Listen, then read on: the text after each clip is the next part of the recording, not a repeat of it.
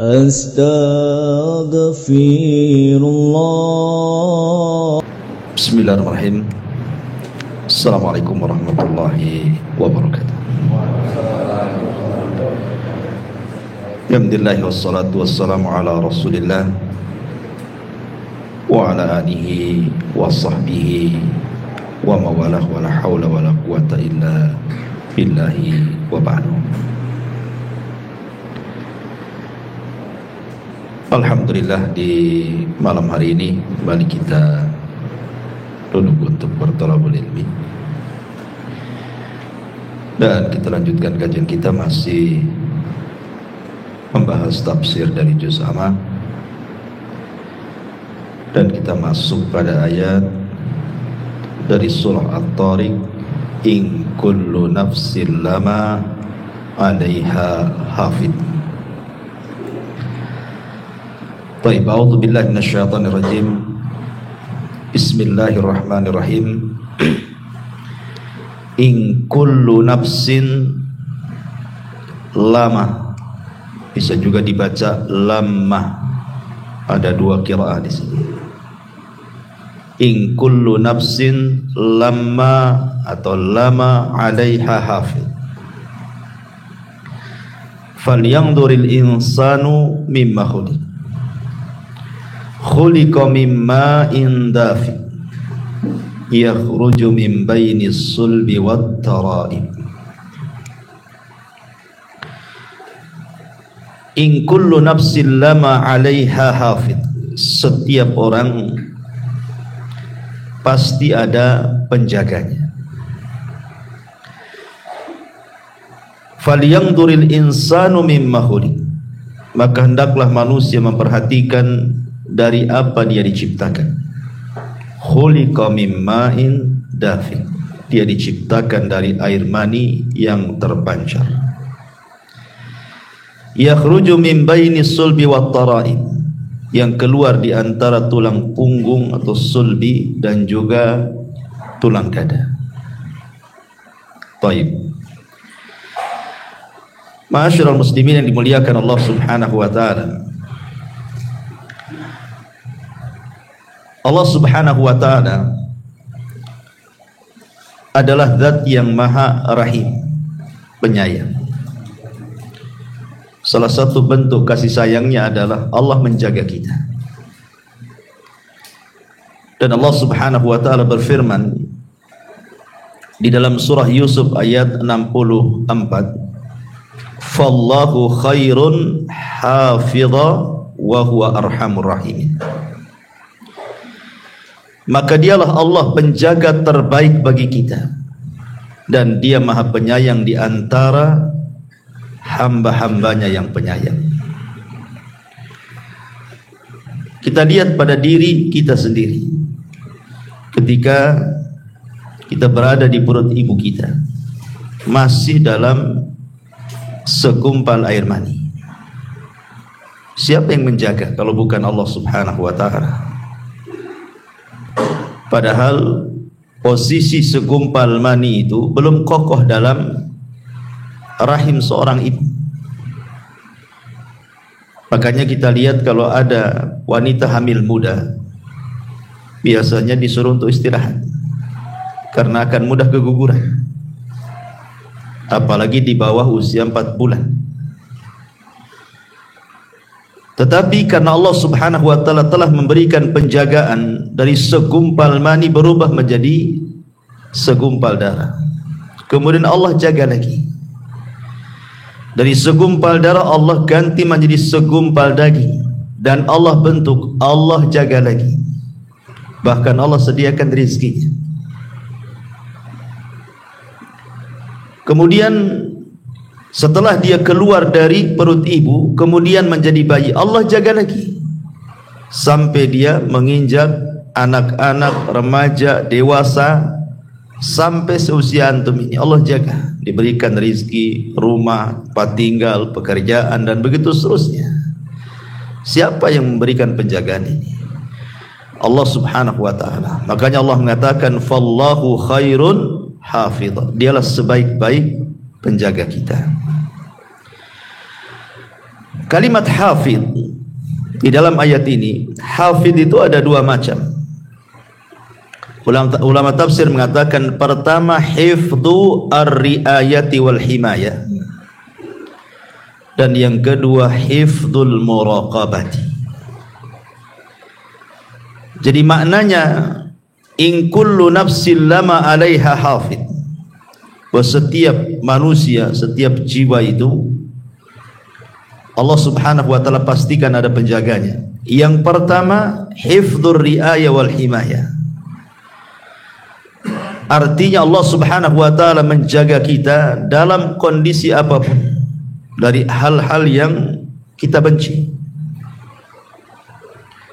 Seperti umpamanya antum berjalan di jalan raya, harusnya antum ketabrak atau mungkin antum nabrak, tidak jadi ketabrak dan tidak jadi nabrak.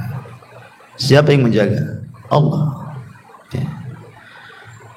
Atau antum kemudian harusnya berjalan di sebuah jalan samping parit, harusnya antum jatuh, ataupun antum jatuh betul-betul, tetapi terkadang tidak ada apa-apa, tidak ada luka, tidak ada apa-apa, Allah selamatkan. Siapa yang menjaga? Allah, kan itu. Antum tidur di teras, tidak ada juga binatang-binatang masuk ke lubang hidung, telinga dan begitu seterusnya. Siapa yang menjaga? Allah. Itu namanya hifdzur riayah wal himayah. Allah memberikan penjagaan kepada kita.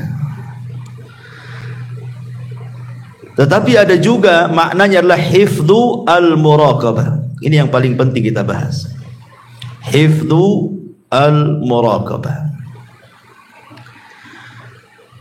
Sebelum saya jelaskan hifdzul muraqabah, yang pertama saya katakan hifdzur riayah wal himayah, tadi dalilnya Allah Subhanahu wa taala mengatakan lahu muaqibatun min baini yadayhi wa min khalfihi yahfaduna min amrillah. Bagi manusia ada malaikat-malaikat yang Allah tugaskan mengikutinya bergilir-gilir. Di mana?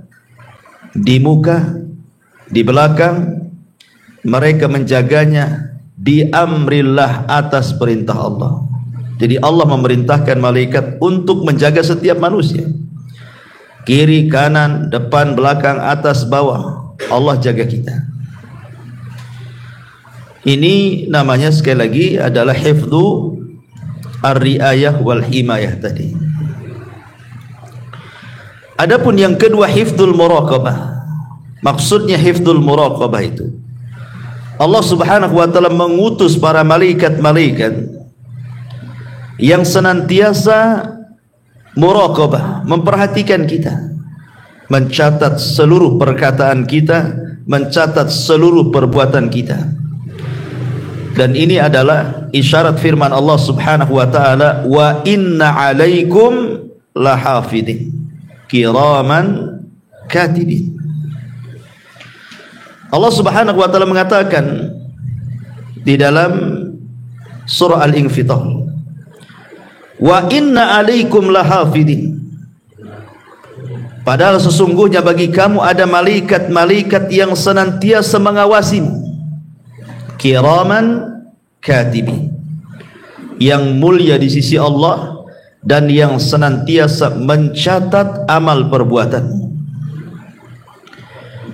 Imam Ahmad ibn Hanbal rahimahullahu ta'ala, ikhwan, saat dia sakit parah, dia merasakan kesakitan sehingga mengeluarkan suara menunjukkan rasa sakit dia. Kayak kita mungkin bahasa kita itu aduh gitu ya, saking sakitnya merasakan sakit sehingga mengeluarkan al-anin dalam bahasa Arab. Dalam bahasa kitanya aduh gitu ya, saking sakitnya. Tapi dia tidak mengeluarkan kata-kata. Maksudnya kata-kata yang kita kenal, aduh sakit kali, enggak gitu. Cuman kalimat aduh saja. Jadi ada muridnya di samping Imam Ahmad itu menasihati Imam Ahmad dan mengatakan, ya Imam, innal anina kaulun wal kaulu yuktab. Wahai Imam, sesungguhnya suara erungan orang sakit itu dianggap kata-kata, dan setiap kata-kata pasti dicatat.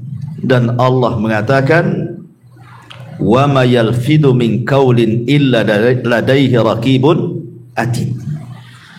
Dan tidaklah ucapan manusia kecuali dicatat oleh raqib dan atid. Langsung terdiam Imam Ahmad. Subhanallah. Ya. Padahal dia merasakan sakit luar biasa. Kalau kita bukan ngereng saja, muring-muring. Gitu ya. Imam Ahmad tidak muring-muring, artinya nggak mengeluarkan kata-kata gitu ya. Hanya adu saja. Ketika diingatkan muridnya bahwa kalimat adu adalah kalimat dan kalimat akan dicatat, langsung terdiam dia. Takut dicatat itu bagian daripada sebuah keburukan. Makanya ma'asyiral muslimin yang dimuliakan Allah Subhanahu wa taala, seseorang itu penting untuk menjaga kata-kata. Karena kalau kita melihat di masyarakat ikhwan, ada kata-kata itu sadar ataupun tidak, entah karena kejahilan atau memang tidak tahu hukumnya, terkadang dia mengucapkan kalimat tanpa sadar bahwa kalimat itu sebenarnya perbuatan dosa. Saya akan contohkan beberapa kalimat-kalimat yang suka dibicarakan di masyarakat. Seperti umpamanya kalimat-kalimat terkejut. Saya sering mendengar itu kalimat astaga. Pernah tuh dengar?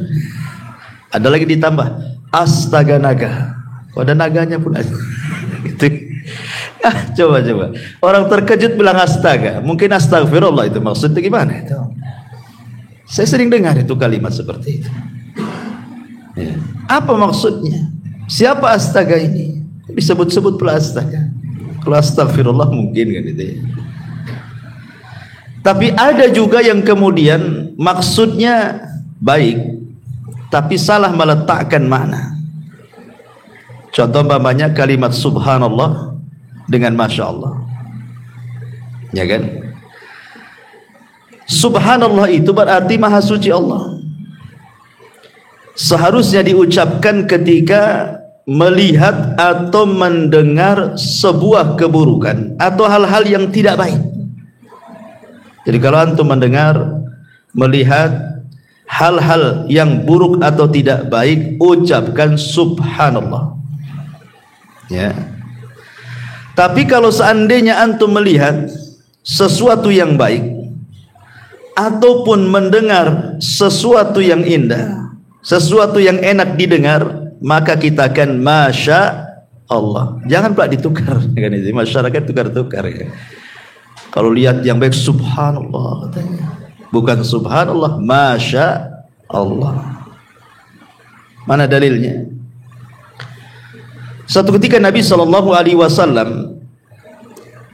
mendekati Abu Hurairah radhiyallahu an. Abu Hurairah ini lagi junub, ya. Dan dia tidak mau ke majelis Nabi, malah menjauh, pergi gitu. Jadi oleh Nabi SAW dipanggil, ada apa engkau wahai menjauh wahai Abu Hurairah? Kenapa engkau menjauh dariku? Kata Abu Hurairah. Kata Nabi SAW. Kata Abu Hurairah, saya sedang junub wahai Rasul. Saya sedang junub wahai Rasul. Apa kata Rasul? Subhanallah, innal mu'min la yanjus. Wahai Abu Hurairah, subhanallah, maha suci Allah. Seorang mukmin itu tidak najis. Kan Rasul melihat sesuatu yang tidak suka, Abu Hurairah pergi kan. Rasul mengatakan subhanallah, ya kan? Artinya sesuatu yang kita tidak suka melihatnya atau mendengar sesuatu yang tidak suka, ucapan subhanallah. Tetapi kalau kita melihat sesuatu yang indah, pemandangan yang indah, antum lihat rumah antum yang indah, masuk kebun antum kok indah sekali, melihat kendaraan antum yang indah, maka Allah Subhanahu wa taala mengatakan dalam surah Al-Kahfi 39, walaula iddakhalta jannataka qulta ma syaa Allah la quwwata illa billah in tarani ana aqallu minka malan wa azzu nafara, malan wa walada wa azzu nafara. Dan mengapa ketika engkau memasuki kebunmu tidak mengucapkan masya Allah, la quwwata illa billah, sungguh atas kehendak Allah semua ini terwujud, ya. Tidak ada kekuatan kecuali atas pertolongan Allah, sekalipun engkau anggap harta dan keturunanmu lebih sedikit daripada diri. Keturunanku lebih sedikit daripada diri. Ini kan juga salah letak juga kan itu. Tapi oke lah, mungkin karena tidak paham. Kadang orang tertukar-tukar nih antara subhanallah dengan masya Allah. Tapi yang lebih parah tadi, ucapan astaga itu apa coba? Apa artinya astaga? Siapa yang tahu? Itu bahasa apa astaga itu? Apalagi ada naganya lagi. Ya, astaga naga. Tak tahu lah ada naganya. Udah naga-naga itu dah agama-agama gak jelas. Ya, mungkin nyembah naga. Tapi yang jelas bahwa kalimat-kalimat ini kan tidak boleh. Kalau memang kita terkejut, lihat terkejutnya. Kalau terkejutnya melihat sesuatu yang tidak suka, ucapkan subhanallah. Kalau terkejutnya melihat suka karena tiba-tiba ada uang banyak depan, masya Allah, alhamdulillah, kan gitu ya. Itu harusnya kalau terkejut-kejut, bukan astaga, kan masalah. Ya. Atau umpamanya contoh yang lain, ya. Umpamanya kita melihat seseorang yang Allah berikan nikmat, entah pekerjaannya bagus, kemudian juga diberikan harta yang banyak, rumahnya bagus, kendaraannya bagus, kaya, ya, atau mungkin dapat jabatan, ya. Terkadang ada orang itu yang mungkin hasad sehingga terkeluar kalimat, orang kayak gitu kok bisa kaya itu. Orang kayak gitu kok bisa kaya itu. Dari mana dia itu? Hanya punya tuyul lah. Jadi kalimat orang kayak gitu kok bisa kaya, ya, nggak pantas, dan begitu seterusnya. Ini tidak bisa. Kalimat seperti itu tak boleh. Kenapa? Karena dalam hadis Abdullah bin Mas'ud radhiyallahu an, Nabi SAW mengatakan, innallaha qasama akhlaqakum kama qasama arzaqakum. Allah Subhanahu wa taala sudah membagi akhlak kalian itu seperti membagi rizki kepada kalian. Kita kan tidak tahu urusan orang, entah dia punya pekerjaan, entah apa, kan kita tidak tahu, nggak ada urusan, dan kita juga tidak boleh ngurus orang. Makanya Al-Imam Ibnu Katsir rahimahullah ta'ala ketika memberikan catatan kepada surah Asy-Syura ayat 27, walau basatallahu rizqa li ibadi la baghaw fil ardi walakin yunazzilu biqadari ma yasha innahu bi ibadihi khabirun basir. Kalau Allah Subhanahu wa taala membentangkan rizki pada hamba-hambanya, terkadang ada sebagian hamba itu melampaui batas di bumi, tetapi Allah Subhanahu wa taala terkadang memberikan sesuai dengan kadar yang bisa dipikul hambanya sesuai dengan kehendaknya. Ada hadis kursi yang mengatakan, inna min ibadi, sesungguhnya di antara hamba-hambaku, laman la yasluhu illal ghani, memang dia tidak pantas kecuali jadi orang kaya. Walau afqartuhu la fasada, kalau seandainya aku miskinkan dia, rusak dia. Tetapi ada hamba-hambaku itu la yasluhu illal faqr, tidak layak kecuali dia memang harusnya jadi orang fakir aja, tidak bisa kaya dia. Kenapa? Lau agnaituhu, kalau seandainya aku berikan kekayaan, tentu dia akan rusak agamanya. Jadi kaya miskin itu kan urusan Allah, berhasil atau tidak itu urusan Allah.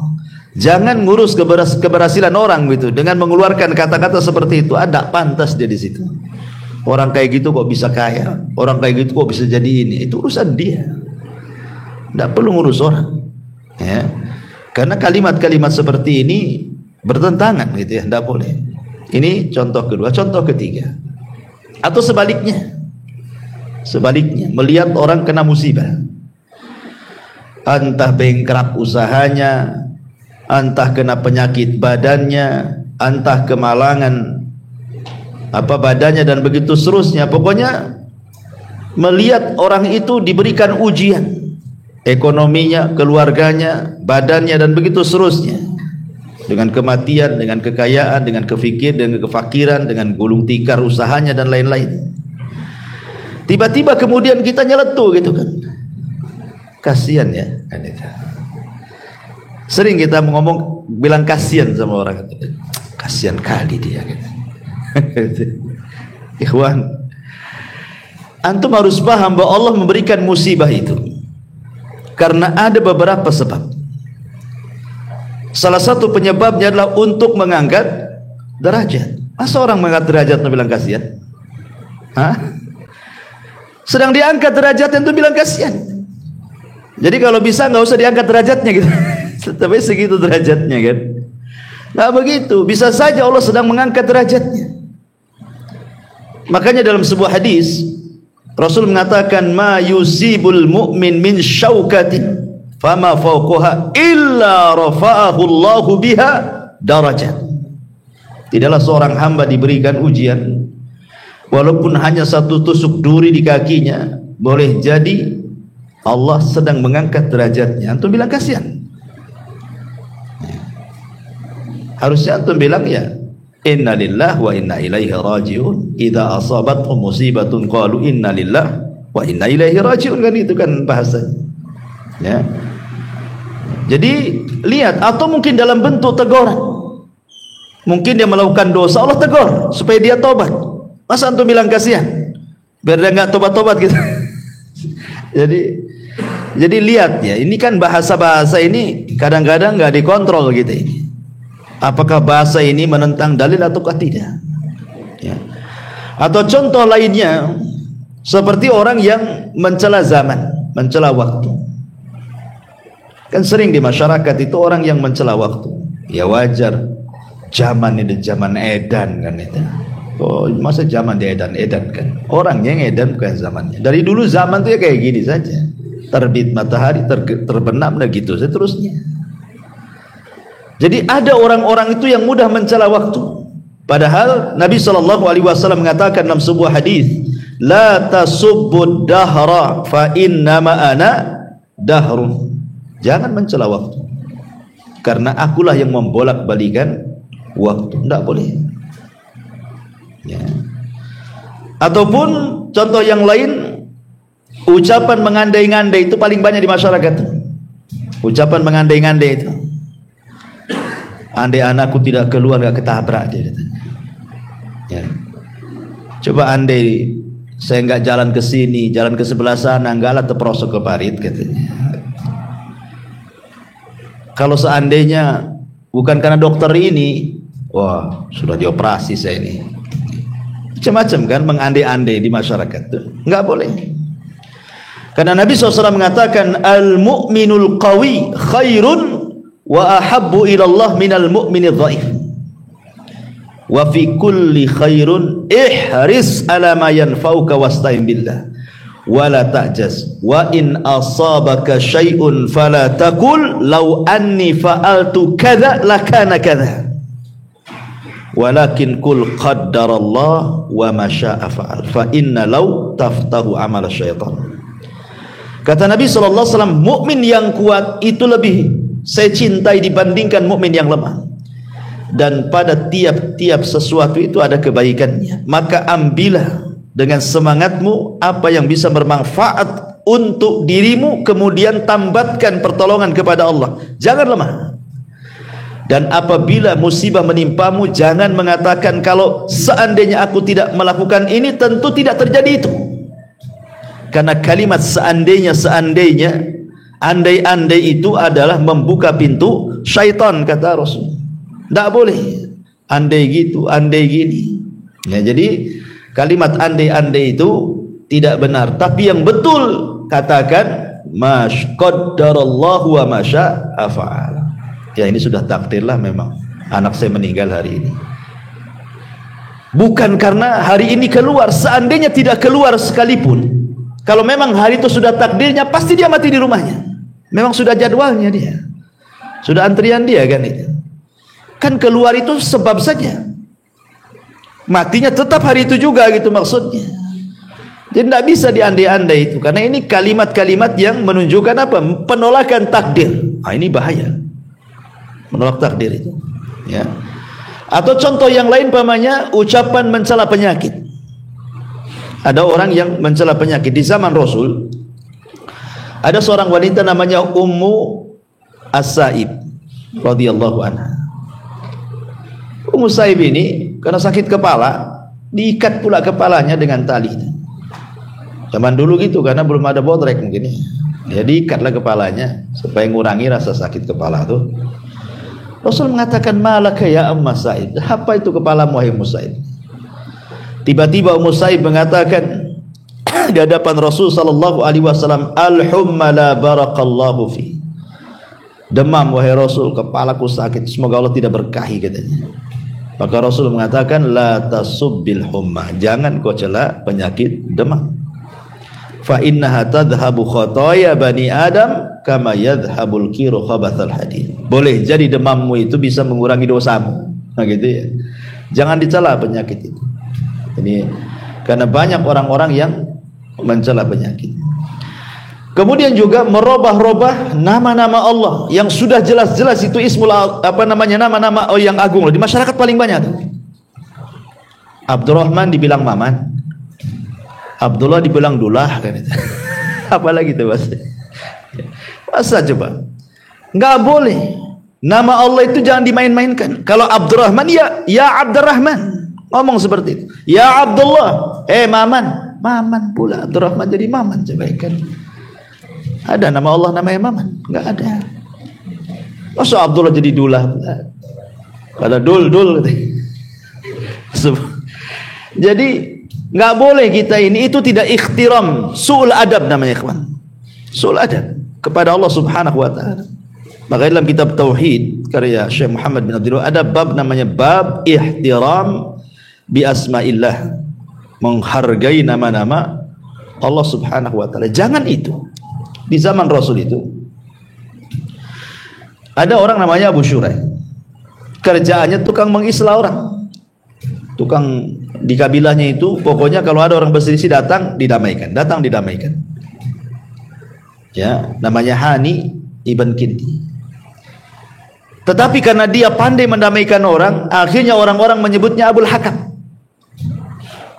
Hakam itu artinya yang pandai memutuskan perkara. Padahal namanya Hani. Jadi orang menggelari dia sebagai Abul Hakam, bapak pemutus perkara. Jadi dia datang kepada Nabi SAW dan mengatakan, ya Rasulullah, sungguhnya kaumku kalau berselisih mereka datang kepadaku, dan aku berhasil dengan hukum yang aku terapkan, mereka berdamai, kebanyakan damai. Kata Rasulullah, ma ahsana hada, alangkah indahnya perbuatan kamu. Tetapi orang ini mengatakan, kaumku menyebutnya Abul Hakam. Nah, Rasul mulai gak enak tuh. Kata Rasul, kamu punya anak berapa? 3. Siapa nama anakmu? Pertama Syuraih, yang kedua Muslim, yang ketiga Abdullah. Maka Rasul mengatakan, anta Abu Syuraih, kamu Abu Syuraih, bukan Abul Hakam. Kan itu diganti sama Nabi. Ya. Kenapa demikian? Karena hakam itu milik Allah. Innallaha hakamun wa ilaihil hukmu. Allah itu hakam, semua hukum kembali kepada Allah. Jadi itu saja disalahkan, apalagi mempermainkan nama tuh. Abdurrahman jadi Maman, bahaya lagi. Bilang ya Abdurrahman, ya Abdullah, kan gitu. Ini kan kalimat-kalimat di masyarakat kan enteng saja ngomong kayak gitu. Anda sedang tidak beradab dengan Allah tuh. Hati-hati, dicatat setiap ucapan kita itu. Ya. Atau ada sebagian, ya mungkin praktisi-praktisi kesehatan, dokter-dokter yang lainnya, ya kadang-kadang lagi ngobati pasien gitu kan. Ya mudah-mudahan kami upayakan, sisanya kita kembalikan kepada Allah. Masa Allah dikasih sisa pula. Sisanya kepada Allah kan. Ya kami upayakanlah, mudah-mudahan sembuh. Ya sisanya kepada Allah katanya. Saya dengar kalimat kayak gini. Ikhwan, ya. Masa Allah dikasih sisa? Nggak bisa. Karena Allah Subhanahu wa taala mengatakan dalam Al-Qur'an, "Qul innal amra kullahu lillah." Semua urusan itu milik Allah dari awal sampai akhir, bukan urusan kita. Kalau mungkin bahasanya ya kami usahakan, tapi semua ini tergantung Allah. Itu mungkin agak benar bahasanya. Tapi kalau disisain itu, itu nggak benar tuh kalimat sisa. Sisanya saya kembalikan kepada Allah. Saya seolah-olah apa? Dia yang banyak, Allah yang sisa kan itu ya. Ini kan su'ul adab juga ya kawan. Nggak boleh ngomong begitu. Dicatat tuh malaikat raqib atid. Ya. Atau umpamanya kalimat yang lain juga seperti di zaman Rasul ada orang yang datang kepada Rasul, Masya Allah wa sya'a wa syi'ta. Masya Allah wa syi'ta. Atas kehendak Allah dan kamu. Kata Rasul, jangan. Kalimat itu tidak benar. Katakan Masya Allah wahdah. Katakan atas kehendak Allah saja. Jangan bawa-bawa aku katanya. Dan ini kalimat yang paling afdal. Sekalipun harus bawa orang, jangan pakai dan, jangan pakai waw, tetapi kalimat summa kemudian. Kalau bukan karena Allah kemudian, itu nggak apa-apa. Yang lebih parahnya, Allah sudah tidak dibawa-bawa, orang lain, makhluk Allah pula yang dibawa. Ya itu semua berkat kamu katanya. Lah berkat kamu pula. Allahnya mana? Ya, harusnya ini semua berkat Allah kemudian kamu kan itu. Ya ini semua karena kamu juga. Nggak boleh kalimat seperti itu syirik asghar. Walaupun hatinya yakin Allah semua berkehendak, tapi dalam Islam itu ucapan orang dijaga. Ya, wa in kullu nafsin lama 'alaiha hafid. Ada penjaganya, ada yang catat loh. Jangan sembarang ngomong itu. Makanya ada hadis Nabi SAW mengatakan, wa innal 'abda la yatakallamu bil kalimati la yulkilaha balan min sakhatillah yahwi sahibuha fi nari jahannam ab'ad ma bainal masyriqi wal maghrib. Ada seorang hamba itu ikhwan, kata Nabi, mengucapkan satu kalimat tanpa sadar diucapkan. Tanpa sadar. Seperti orang yang latah itu kan tanpa sadar tuh. Kaget jangkrik katanya. Orang kaget kok ngomong jangkrik atau ngomong apa. Kadang-kadang yang kotor ada juga tuh. Saya pernah mendengar tuh orang kaget yang diucapkan itu naudzubillah kemaluan orang. Diucapkan pula itu lagi. Setiap dia kaget itu pula yang diucapkan. Lihat kata Nabi, terkadang ada seorang hamba mengucapkan satu kalimat tanpa sadar. Nah, itulah orang kaget itu nggak sadar tuh. Toto ngomong saja kan.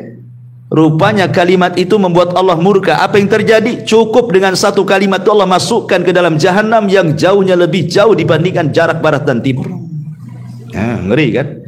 Makanya hati-hati dalam mengucapkan kalimat ini. Atau mungkin di masyarakat juga ada yang ngomong gini, saya haramkan yang nginjak rumahku katanya. Mungkin berselisih.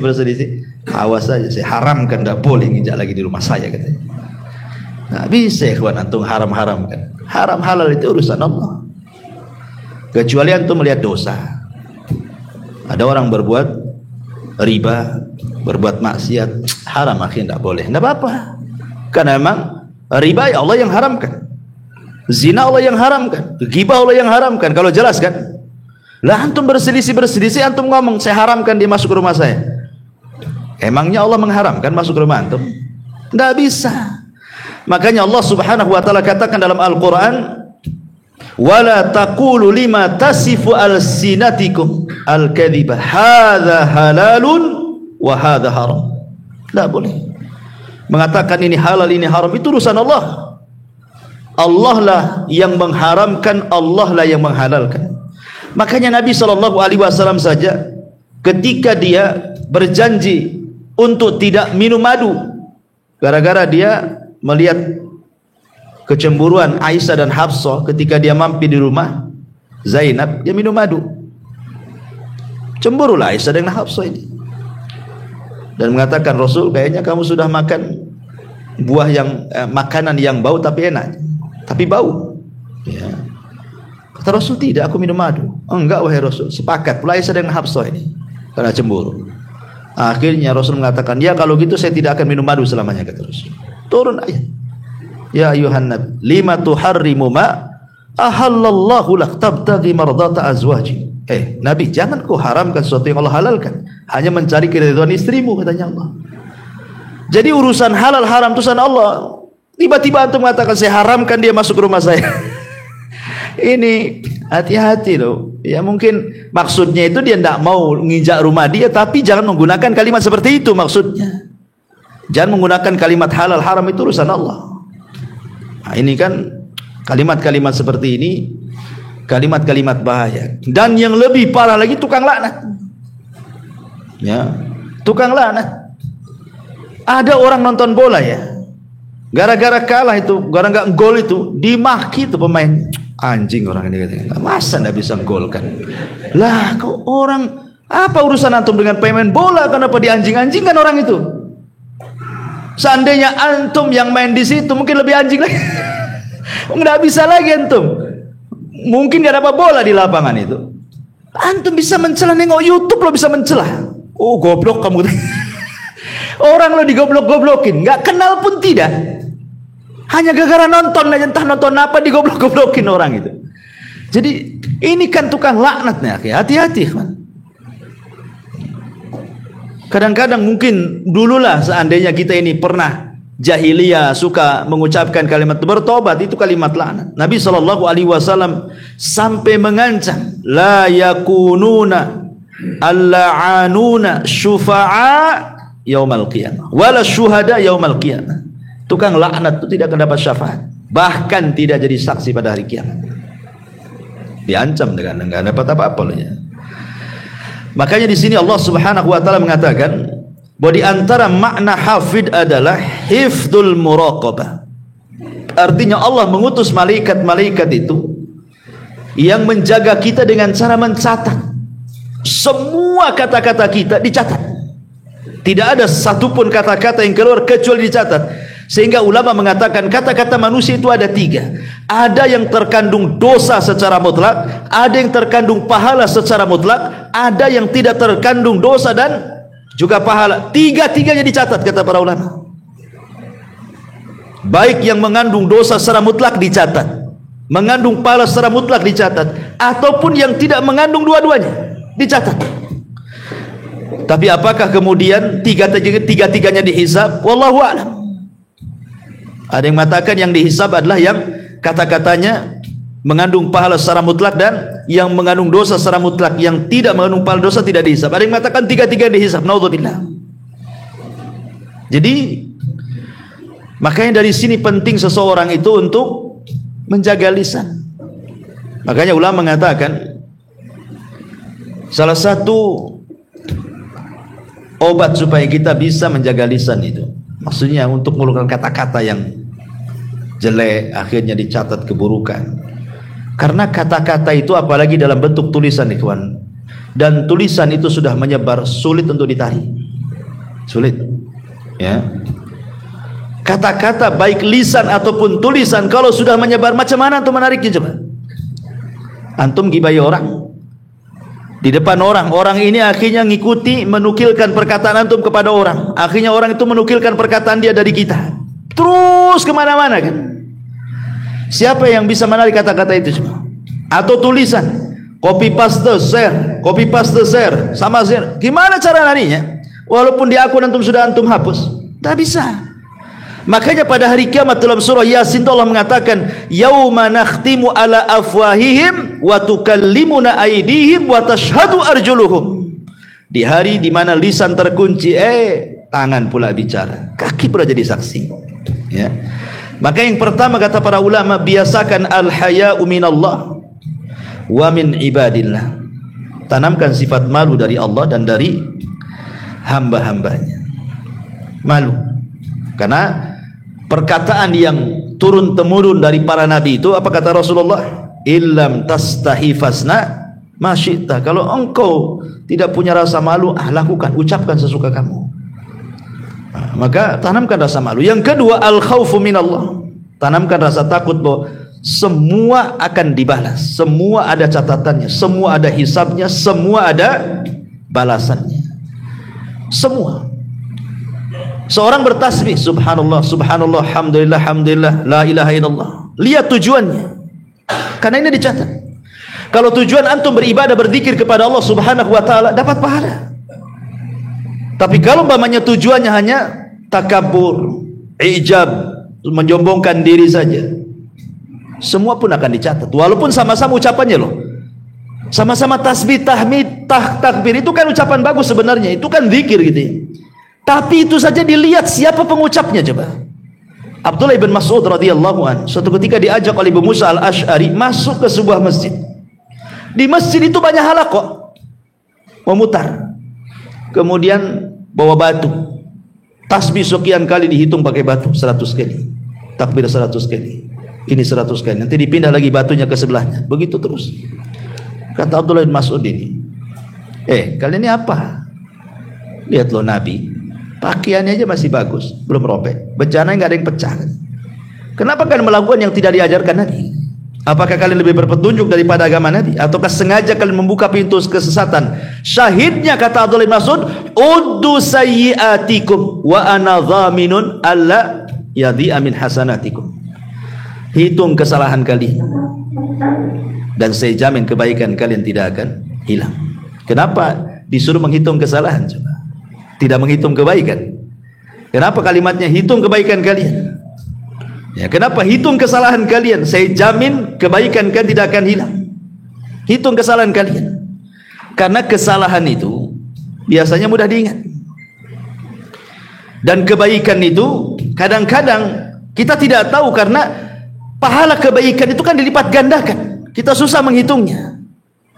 Tetapi dosa itu satu maksiat satu dosa kan gitu. Kalau pahala ini kadang-kadang satu amalan soleh berlipat ganda kan pahalanya. Seperti sabar. Tidak jelas berapa nominal pahala orang sabar itu. Gimana cara ngitungnya? Tapi kalau perbuatan maksiat kan jelas tuh. Satu maksiat satu dosa kan gitu ya. Dan begitu seterusnya. Kecuali syirik menggugurkan semua amalan dia kan itu. Tapi lihat bagaimana di sini. Mereka kan zahirnya bagus kan, tasbih, tahlil, takbir, baca sekian kan. Sampai mereka juga mengatakan, ya Aba Abdurrahman, ma nuridu ilal khair. Wahai Aba Abdurrahman, kunyanya Abdullah bin Mas'ud, kami tidak menghendaki kecuali kebaikan loh di sini. Apa kata Abdullah bin Mas'ud? Kam min muridil khairi lan yusibah. Berapa banyak orang-orang yang menghendaki kebaikan gak dapat pahala katanya. Tidak semua sesuatu yang dianggap baik itu benar. Jadi harus baik dan benar. Baik, ikhlas, benar, mencontoh Nabi, itu maksudnya begitu. Ya. Jadi tasbih itu tidak usah dihitung-hitung. Tasbih aja lah kan itu ya. Kecuali memang ada syariatnya seperti setelah sholat kan ada hitungannya tuh. Sekian kali tasbih 33, takbir 33, tahmid 33, genapkan dengan la ilaha illallah wahdahu la syarikalah kan. Atau umpamanya siapa yang membaca subhanallah bihamdi 100 kali dalam sehari semalam, maka akan dihapuskan dosanya walaupun seperti buih di lautan. Adalah perkara-perkara yang memang di sana disunahkan untuk dihitung kan gitu. Tapi kalau zikir mutlak, sudah antum zikir aja lah, enggak usah dihitung-hitung. Sebab kalau menghitung-hitung ibadah itu biasanya cenderung i'jab li nafsi, cenderung ingin membanggakan dirinya. Saya sudah sholat sekian kali, saya sudah puasa sekian kali, sudah haji, sudah sedekah sekian. Kalau orang menghitung itu cenderung seperti itu. Tapi kalau orang tidak menghitung, ya sudahlah, tidak tahu berapa lah saya tasbih itu berapa kali, nggak tahu saya. Mau bangga dengan apa kan itu? Karena Allah itu hanya melihat hati bukan bilangan. Allah itu hanya melihat hati bukan bilangan. Ya. Tetapi syahidnya di sini, walaupun ucapannya sama, tasbih, tahlil, takbir, dicatat juga kan? Tapi tidak satu catatan, lihat kepada niat kan? Kalau niatnya hanya untuk i'jab saja, membanggakan diri, lain catatannya. Kalau memang untuk ibadah betul-betul ikhlas mencontoh Nabi, lain pula catatannya. Kenapa? Karena Allah mengatakan, wa man ya'mal mithqala dzarratin khairan yara wa man ya'mal mithqala dzarratin syarran yara. Lihat di situ, ada yang baik, ada yang jelek. Walaupun itu zahirnya nampak zikir, apalagi bukan daripada itu. Seperti yang contohkan tadi, ucapan-ucapan di masyarakat itu. Maka dari sini ma'asyiral muslimin yang dimuliakan Allah Azza wa Jalla, biasakan takut. Ya, yang kedua, langkah kedua al-khaufu minallah.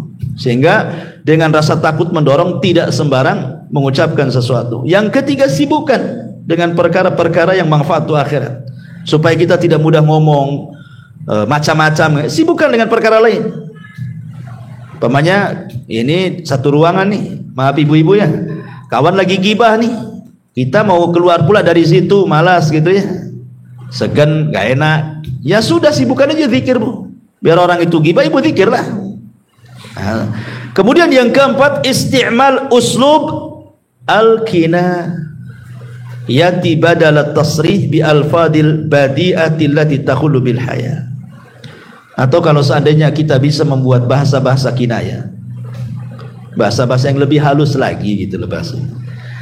Kita itu ingin marah, bisa saja kita mengatakan umpamanya dengan kalimat-kalimat yang kasar, tetapi kan dalam uslub bahasa kita di daerah-daerah masing-masing itu kan ada bahasa-bahasa yang kasar sekali, ada yang di bawahnya kasar, ada yang sedang, ada yang halus sekali, dan begitu kan setiap daerah kan ada tuh.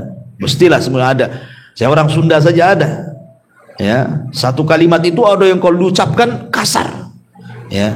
Ada halus padahal itu juga yang diucapkannya kan. Kan kita bisa milih kata gitu maksudnya. Bukan saklek gitu ya. Kemudian juga kata para ulama mujalasatul akhyar wa musahabatus salihin.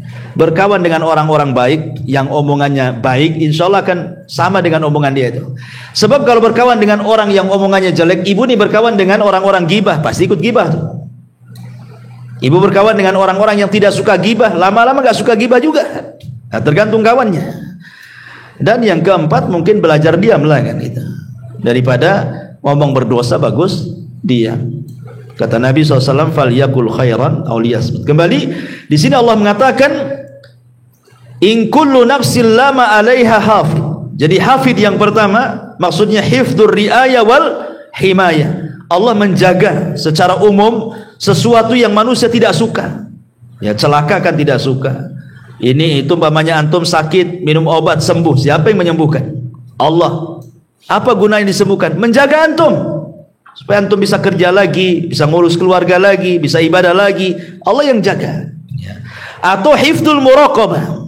Allah utus malaikat-malaikat itu yang betul-betul mengawasi kita. Wa inna 'alaikum lahafidin.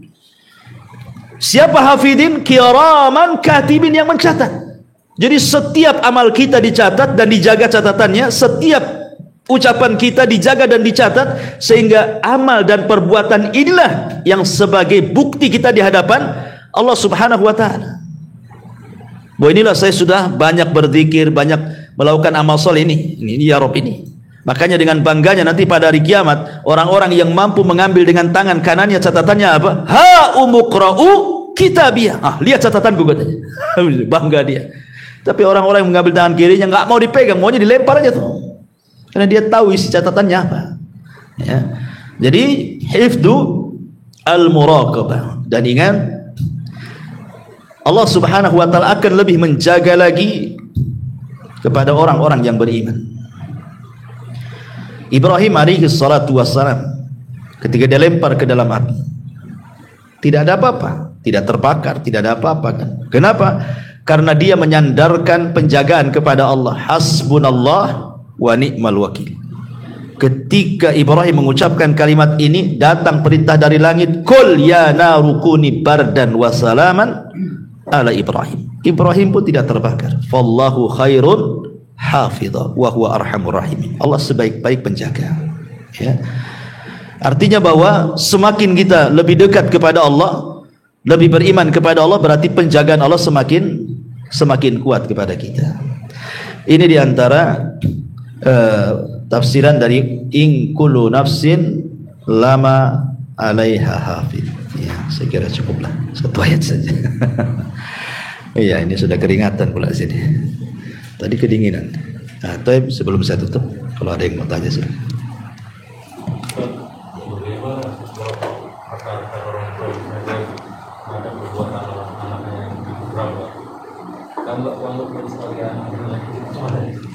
Nggak boleh. Ya. Ya kadang ucapan orang tua itu mungkin saking marahnya, akhirnya kemudian mengingkari anaknya. Kamu itu bukan anakku katanya. Oh itu anaknya kok. Wah bukan anaknya pula. Emang udah tes DNA apa? Ya. Nggak boleh orang tua itu, sekali lagi, bahwa da'watul walid liwalidihi mustajab. Doa orang tua kepada anak itu mustajab. Ingat cerita Jures. Dia sedang sholat sunnah, bukan sedang kerja, bukan karena nakal. Dia sedang sholat sunnah, dipanggil sama ibunya. Akhirnya tak mau pula dia datang kepada panggilan ibunya. Alasannya apa? Pusing Jures, saya lagi sholat nih. Ini hak Allah. Satu sisi ibu pula manggil, ada pula hak orang tua. Nimbang, nggak benar lah, hak Allah lebih saya utamakan. Tetap dia sholat. Padahal secara hukum dibatalkan sholatnya karena panggilan orang tua itu wajib, sholat sunnahnya sunnah sana. Sunnah saja kan, al wajib lebih dahulukan dibandingkan yang sunnah kan itu. Tapi Jurayj karena dia tidak tahu ilmunya, sampai ibadah terus karena Jurayj itu sholat terus dia, tidak berhenti sholatnya. Akhirnya lain waktu ibunya manggil sholat lagi, tetap aja dia dengan sholatnya. Kesempatan lain sholat lagi, dipanggil lagi, marahlah ibunya. Akhirnya ibunya berdoa, ya Allah jangan kau wafatkan anakku si Jurayj sampai kau pertemukan dengan pelacur, katanya. Terlontar kalimat seperti itu. Ikhwan, ya, zalim kepada orang saja, menyakiti orang, kalau dia sampai berdoa kepada Allah mustajab, ikhwan. Apalagi sama orang tua. Sampai seorang saya bercerita, ada seorang dokter. Dokter ini paling hebat di mustaswa, di rumah sakit itu udah paling hebat, sudah mengeluarkan karya-karya, pokoknya ilmunya paling hebat lah di rumah sakit di antara rekan-rekannya itu. Sehingga dia sombong. Akhirnya kemudian dia suka menyakiti hati rekannya dengan kalimat-kalimat yang kasar. Akhirnya rekan ini merasa sakit hati. Tiba-tiba dia berdoa kepada Allah Azza wa Jalla. Orang yang disakiti ini tengah malam, sepertiga malam, dia menengadahkan tangan ke ya Allah, sebagaimana kau berikan dokter itu kecerdasan karena kedua matanya. Dan orang cerdas karena banyak baca kan itu. Sebagaimana kau berikan kecerdasan kepada dokter itu dengan kedua matanya, ya Allah butakan matanya. Akhirnya Allah mustajab doanya. Beberapa waktu kemudian entah kenapa matanya sakit, kemudian diobati sampai dioperasi gak tertolong, buta lah mata dokter itu, buta. Ini doa mustajab kan, orang yang zalim. Akhirnya pulang buta. Awalnya istrinya yang mau merawat dia, namanya suaminya, sehari, 2 hari, setahun, 2 tahun, 3 tahun, 4 tahun. Lama-lama bosan juga istrinya. Apalagi uangnya habis karena untuk perawatan suaminya. Buta, orang buta nggak bisa kemana-mana. Ya.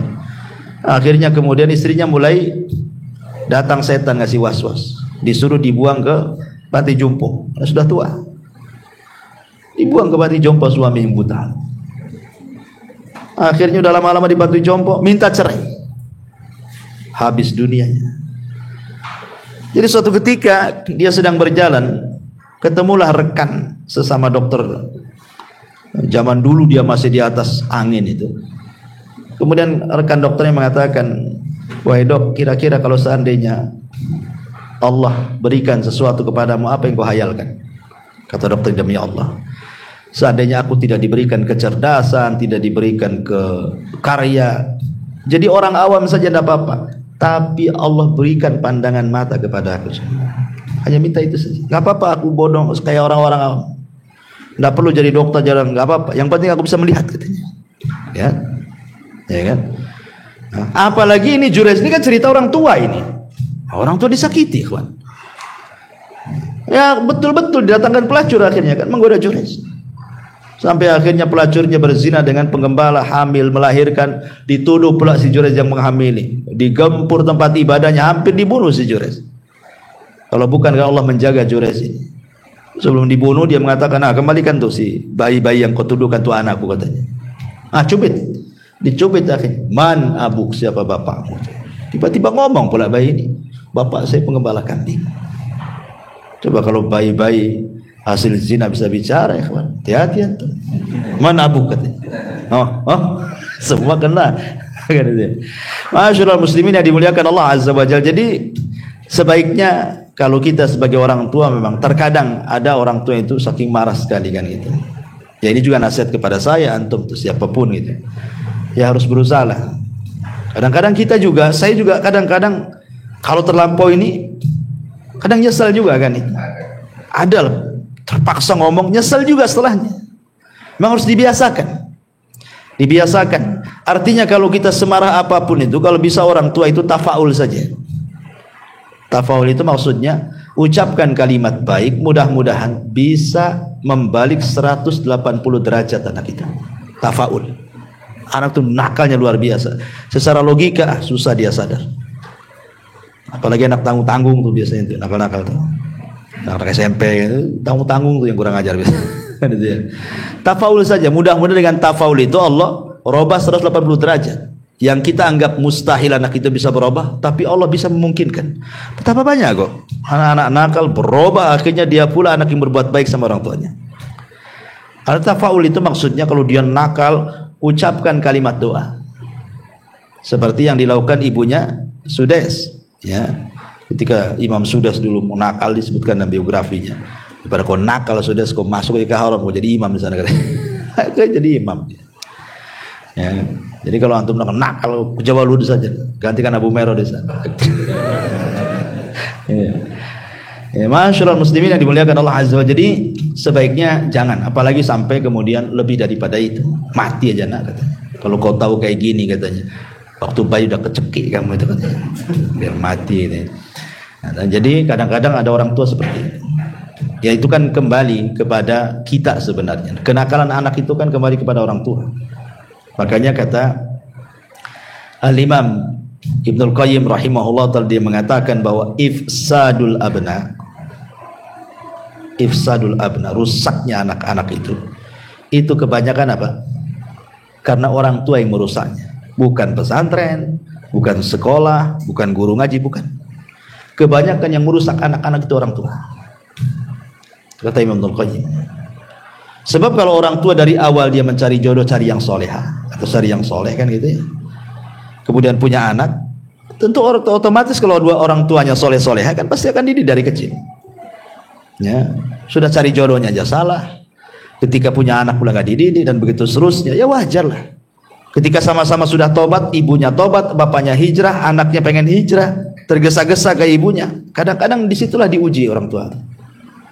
Dulu ketika masih awam tak ada gini gitu, karena hidupnya umum seperti masyarakat, yang ndak sholat, yang ndak puasa, yang ndak apa, kuliner sana sini gitu, senang-senang. Sekali ngaji hijrah dua-duanya, pengenlah nari anak-anaknya juga. Iya, orang tua sudah dewasa, senang dia mikir, istri diajak mau saja kan gitu. Sekali anak yang belum siap diajak, murka dia. Yang biasa main sana sini dilarang, jangan main, pulang. Ribut ya kan sama orang tuanya. Ya. Sampai saya itu macam-macam itu kasus di Jabal Uhud, anak-anak itu. Kadang-kadang kasihan orang tua, diuji betul sama anaknya. Ya memang begitulah, kadang-kadang kodrat anak itu jadi fitnah jadinya kan. Ya. Wallahu a'lam. Baik, saya kira cukup. Subhanallah bihamdika, asyhadu an la ilaha illa anta astaghfiruka wa atubu ilaik. Allah taala. Assalamualaikum warahmatullahi wabarakatuh.